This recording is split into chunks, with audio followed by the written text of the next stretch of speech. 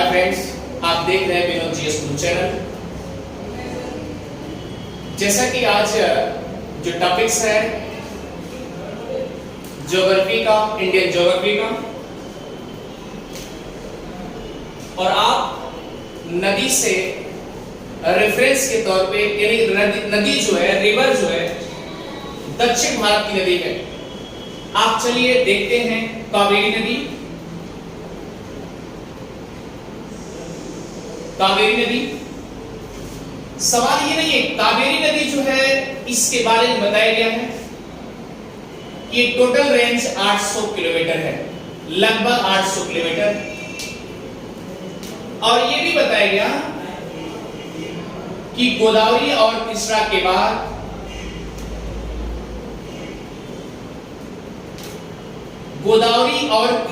बाद तीसरी बड़ी नदी है।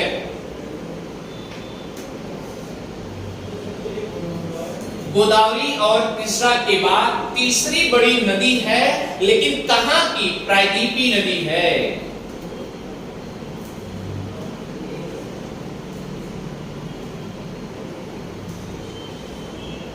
प्रायद्वीपीय नदी है।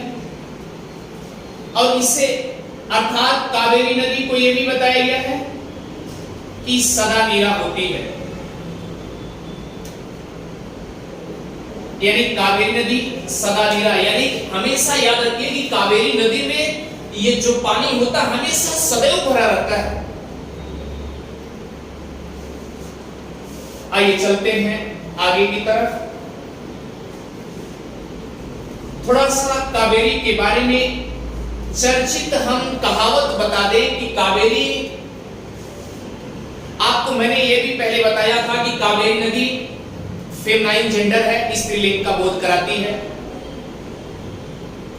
इंडियन ज्योग्राफी में, भारतीय भूगोल में ये बताया गया है कि जितनी भी नदियां, अर्थात 4000 नदियां हैं, 4000 नदियों में केवल ब्रह्मपुत्र एक इकलौता ऐसी नदी है जो कि मैस्कुलिन जेंडर में है, यानी कि पुरुष जात का बोध कराता है ब्रह्मपुत्र। कहने का मतलब कि ब्रह्मपुत्र जो है या पुल्लिंग का बोध कराती है, पुल्लिंग का बोध कराता है ब्रह्मपुत्र, केवल इकलौती। अब दूसरा सवाल ये है कि इसके अलावा बाकी जितनी नदियां हैं सब याद रखिएगा, सब के सब स्त्रीलिंग का बोध कराती हैं। चलिए थोड़ा सा इनके बारे में कहावत है कि पहले याद रखिएगा कि कावेरी नाम की एक लड़की थी जो कि बहुत खूबसूरत थी। थोड़ा सा कहानी सुन लीजिए उसके बारे में, कावेरी के बारे में, कावेरी नदी के बारे में। बहुत खूबसूरत थी। अगस्त मुनि आ गए उनके द्वार पर, इत्तेफाक से कावेरी को देख लिया, और कावेरी को देखने के बाद अगस्त मुनि मोहित हो गए। और जब मोहित हो गए, कावेरी से कहते हैं, कावेरी मैं आपसे शादी रचाऊंगा। अब बताइए इस तरीके से कैसे शादी रचाई जा सकती है? कावेरी बार बार मना कर रही थी कि मुझे शादी नहीं रचानी, लेकिन अगस्त मुनि बार बार ये कह रहे हैं, नहीं मैं शादी करूंगा तो आप ही से करूंगा। तब एट लास्ट कावेरी मान जाती है, वह प्रपोजल को एक्सेप्ट कर लेती है, प्रस्ताव को स्वीकार कर लेती है, और स्वीकार करने के बाद शादी हो जाती है। लेकिन उस प्रस्ताव में एक जबरदस्त कमेंट क्या था? कावेरी कहती है मैं आपसे शादी इस शर्त पे रचाऊंगी कि आप मुझे एक पल भी छोड़ के नहीं जाओगे। इस तरीके से कावेरी ने प्रस्ताव रख दिया, और अगस्त मुनि एक्सेप्ट भी कर लिए कि हाँ ठीक है, कोई बात नहीं, मैं आपको कभी एक पल भी छोड़ के नहीं जाऊंगा। इस तरीके से कावेरी मान ली, और उसके बाद जब शादी हो जाती है तो याद होगा कि जितने मुनि होते हैं, किसी न किसी के शिष्य जरूर होते हैं, कोई शिष्य जरूर होता है। ये बात तो सबको समझ में आती है। अब आप समझिए कि अगस्त मुनि के जो शिष्य थे वो दौड़ते दौड़ते अगस्त्य मुनि के पास आए, कहते हैं कि आपका एक शिष्य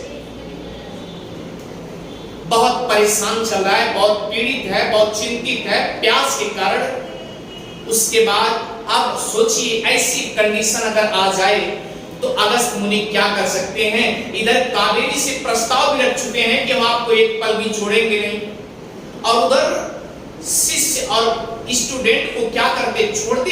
ऐसा नहीं छोड़ते ना, क्योंकि पहले के जमाने में आपको पता होगा गुरुकुल शिक्षा होती थी। तो अगस्त्य मुनि एकदम दोनों तरफ से लाचार हो गए, परेशान हो गए। तो सबसे पहले प्राथमिकता अगस्त्य मुनि जो है अपने शिष्य के पास चले जाते हैं। और जब अपने शिष्य के पास चले जाते हैं, कावेरी जो प्रपोजल रखी थी, प्रस्ताव रखी थी कावेरी, उस प्रस्ताव पर अगस्त्य मुनि भी खरा नहीं उतर पाए। और जब खरा नहीं उतर पाए,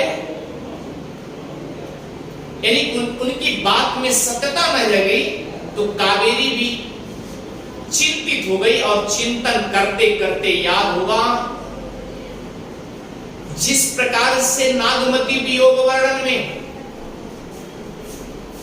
नागमती ये कहती है, नागमती ये कहती है कि प्रीतम आपकी याद में मुझे ऐसा लगा कि मेरे शरीर कौवे जैसे काले हो गए। उसी तरीके से कावेरी भी ये वर्ड निकाल देती है, आपने जो प्रस्ताव रखा था उस प्रस्ताव पे आप खरे नहीं उतरे हैं, और इसलिए हमारा आपका रिश्ता खत्म। और इसी टेंशन में याद होगा कि कावेरी जो है ये अपने प्राण को न्यौछावर कर देती है। और याद होगा जब प्राण न्यौछावर करती है कावेरी,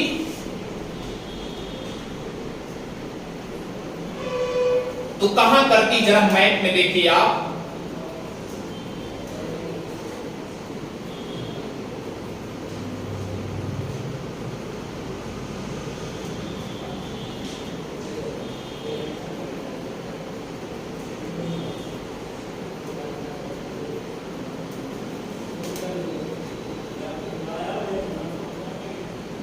याद रखिएगा, ये कावेरी अपने प्राण को जहां न्यौछावर करती है, इस बात को पहले तो देख लीजिए, उसके बाद तो मैपिंग चल रही करेगी।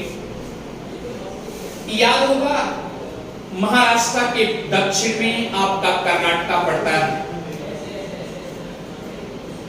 और कर्नाटका से जब ईस्ट में जाएंगे तो तमिलनाडु पड़ता है।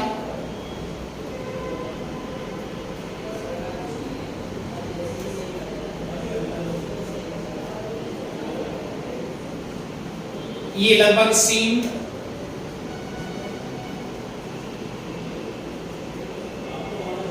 ये कर्नाटका की रही है, और उसके बाद ये आपका इधर तेलंगाना, उसके बाद इधर आपका आंध्र प्रदेश, इसके बाद केरला, यहाँ तमिलनाडु। सवाल ये नहीं है, यही कर्नाटका के दक्षिण में एक जिला है जिसका नाम है कोडागु जिला, जिसका नाम है कोडागु जिला। आज जिसे हम कहते हैं कुर्ग जिला। कुर्ग जिला पहले कोडागु जिला कहा जाता था, और अब क्या कहा जाता है, कुर्ग जिला। इसमें एक पहाड़ी है, इस पहाड़ी का रेंज है, याद होगा ये जो पहाड़ी है ब्रह्मगिरी पहाड़ी, ब्रह्मगिरी पहाड़ी। इसी ब्रह्मगिरी पहाड़ी पर कावेरी नाम की जो स्त्री है, वह बेचारी अपनी प्राण को न्यौछावर कर देती है ब्रह्मगिरी पहाड़ी पर।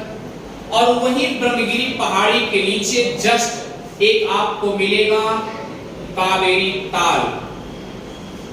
उसी ताल में अपने आप को समाहित हो जाती है, और जब समाहित हो जाती है तो याद होगा कि अब तो अगस्त मुनि रिटर्न तो आएंगे ना।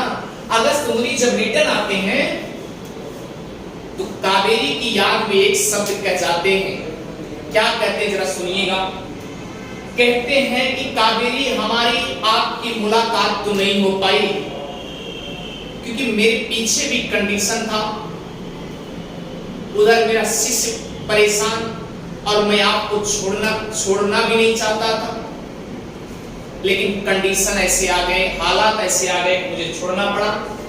तो इस तरीके से ऐसे कंडीशन में मुझे एक काम करना कावेरी, अपने आप को तो न्यौछावर कर दी, लेकिन ऐसा ना करना, मेरे आत्मा को सिंचित करते रहना। उनका कहने का मतलब अगस्त मुनि का एक ही टारगेट था कि मेरी आत्मा को कभी ना दुखाना, मेरे आत्मा को हमेशा संतुलित करके रखना, पूर्ण रखना, सिंचित करते रहना। तो अपने आप को यही कावेरी जो है, कावेरी ताल से निकलती है, यानी एक ताल से एक नाली टाइप जब निकलती है तो एकदम सकरे जैसे नाली टाइप होती है, लेकिन याद रखना निकलने के बाद ये ऐसे आती है, उसके बाद आंध्रा में चली जाती है, एंट्री कर देती है, आंध्रा में एंट्री कर देती है। और याद रखिएगा जैसे कि अब ये केरला के बॉर्डर पे है, ये केरला में तो एंट्री नहीं करती है, लेकिन इसका पानी का अपवाह जो है केरला में भी जाता है, यानी केरल को 3% जल देती है कावेरी। केरल को 3% कावेरी जल देती है और कर्नाटक को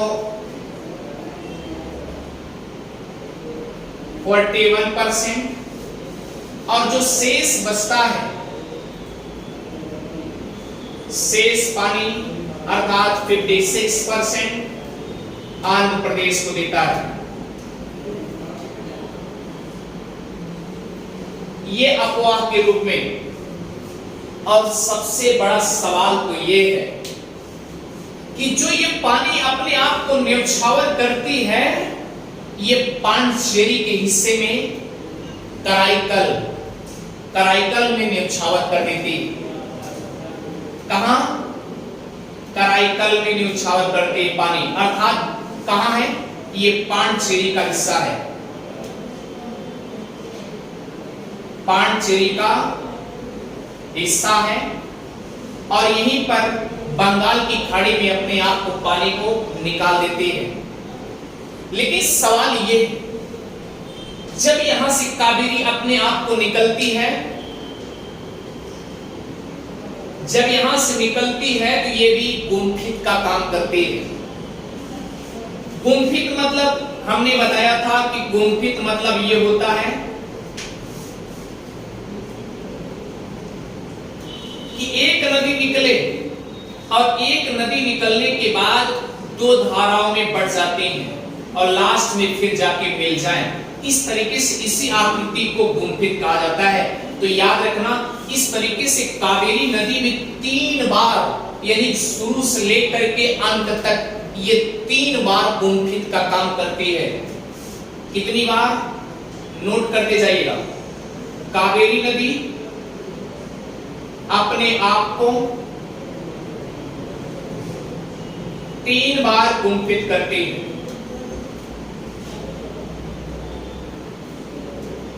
तो ये रहा कावेरी नदी का रहस्य और उद्भव। बाकी जो आपका पार्ट 2 बनेगा उसमें उसके सहायक नदी यानी कंट्रीब्यूटर रिवर के साथ और मेन रिवर के साथ ये आपको सब कुछ बता दिए जाएंगे। कहां कौन सा सागर बना रही है, कौन सा बांध बना रही है, तो ढेर सारे अभी हैं।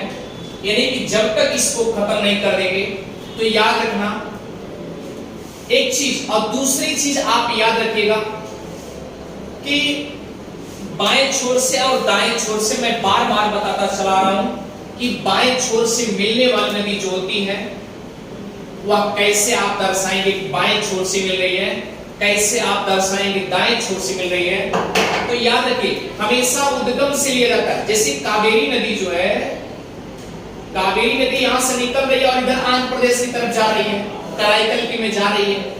तो अब देखिए इसका उद्गम तो जन्म तो यही हुआ ना।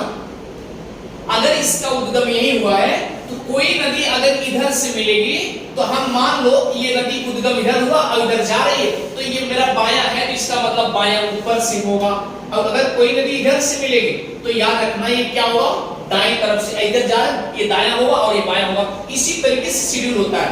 आप सोचिए यहां से कोई नदी इधर से मिली तो क्या होगा, बायां होगा, और इधर से कोई नदी इधर मिली तो क्या होगा, दायां होगा। अच्छा ठीक है, सपोज दैट ये उद्गम है, अगर इधर आ गया तो कुछ न करिए, तो अब देखिए उल्टा हो गया, अब इधर से चलना शुरू किए तो इसका मतलब इधर से कोई नदी मिलेगी दायां होगा, और इधर से कोई नदी इधर मिलेगी तो क्या होगा, बायां होगा। यही शेड्यूल है। तो कावेरी नदी में जो बाएं तरफ से मिलती हैं, हम आपको ट्रिक लिखवा दे रहे हैं।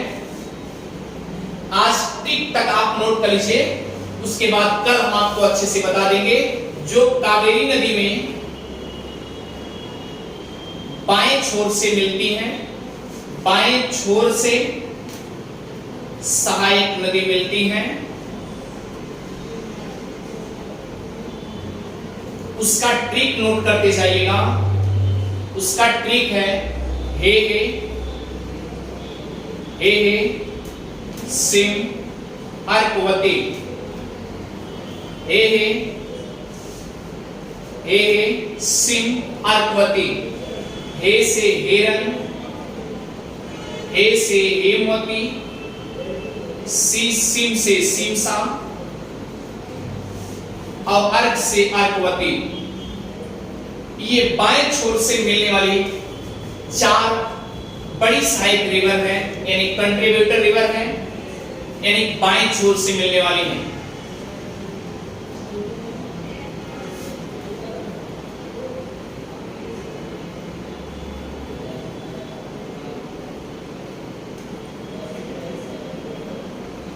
तो भाई याद रखिएगा, मैंने बता दिया कावेरी नदी में बाएं छोर से सहायक नदी मिलती हैं।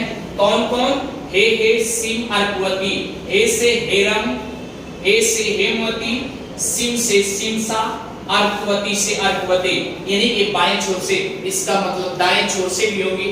तो हम चाह रहे हैं कि इसको अच्छे से आपको दर्शा दिया जाए। और पार्ट 2 जो कावेरी का बनेगा, याद रखना वहां से क्वेश्चन कैसे बनेगा और कैसे कंट्रीब्यूटर रिवर होंगे, कैसे मेन रिवर होंगे, आपको ये अच्छे से किस जिले से टच कर रही है आपको अच्छे से बता दिया जाएगा। और हमें लगता है कि अगर आपको अच्छे से समझ में आ रहा है तो विनोद जीएस गुरु चैनल को सब्सक्राइब करना भी ना भूलें और शेयर करना भी ना भूलें। Thank you.